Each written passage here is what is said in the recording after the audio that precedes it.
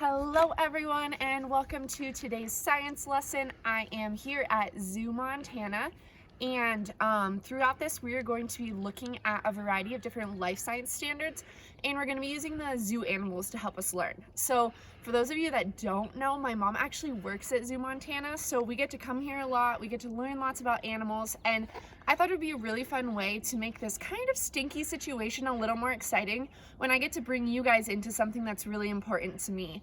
My family and I spend a lot of time at the zoo. We do a lot of random things, so I'm really excited to share this with you.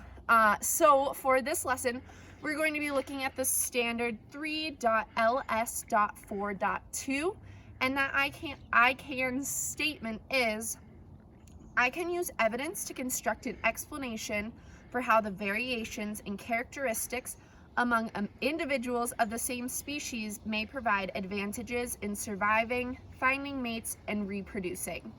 So something to kind of think about with this might be one flower plant has small thorns and one flower plant has really big thorns.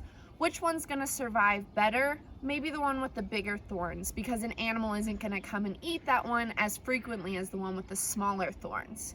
I thought that we could maybe try to apply this to some zoo animals. So today we're going to look at the lynx and the tiger. They're not the same species, but they're in the same family of cats, and that's what we're going to be thinking about today. So while we look at the lynx, some things I want to be thinking about is their color and their size. So right now while we're looking at this video, we can see that the lynx isn't huge. He's going to be a little bit bigger than my Louie, but not quite as big as a tiger. If you guys can kind of use some of the trees and stuff, I know videos make it hard to see sizes, but then also look, we're not sure if this one's Fierce or Opie, but look at how she kind of blends in with her environment. She's not necessarily camouflaged, but she looks a lot like the stuff around her, doesn't she? Okay, so now we're here at the tiger exhibit, another member of the cat family. We're visiting today with Jade and Sasha. You should be able to see just right over my shoulder one of them. And right now, the zoo animals actually have indoor-outdoor access. So that means if they wanted to go into their homes, they could, just because the zoo is currently closed. So you guys are really getting a backstage pass to all of the adventure. But now I want you guys to start thinking about the tiger. So we were talking about the lynx, and we were talking about what makes the lynx survive in their environment and in the way they live. But now let's talk about the tiger. What color are tigers and how big are they? So I want you to think about what makes those characteristics successful for this animal, the tiger. So what color is a tiger? That's right there, orange. And how big are they? They're pretty big cats. They're one of the biggest cats out there. So why does being bright orange and big work for a tiger? I want you to think about that question, and separately, I want you thinking about the size and the color of the lynx. Why does that work? And don't worry, after this, I'm going to have a sheet with all of the questions that I want you guys to answer, so you don't need to remember all of them, but I just kind of want to get your brains flowing while I talk to you and while you have things to look at. And then you guys can go back and at your own pace answer the questions, rewatch the video or something like that. So now we're looking at our tiger, thinking about the size, the color. All right, now with this view that's a little bit better, look at her just sunbathing right there. Looks delightful, huh?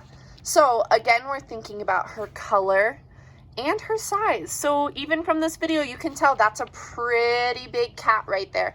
How do the ways she looks and the ways her size is and how she acts, how does that help her in her natural environment? Okay, so now that we've thought about these two cats that are very different separately, I kind of want to compare them and talk about them in comparison of each other.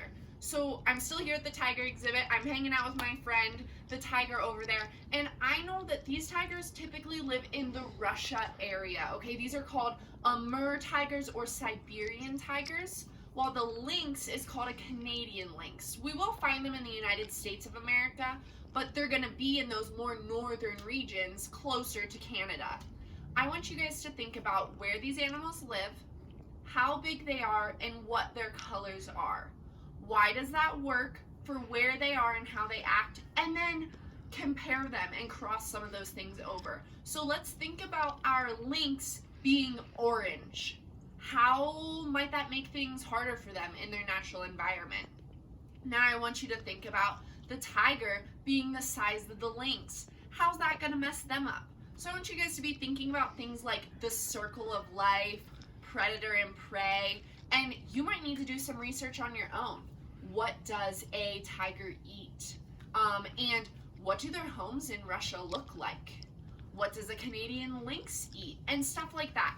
So I just really want you guys to get your brains flowing, do some critical thinking about these two very different animals that still come from the same family of cats.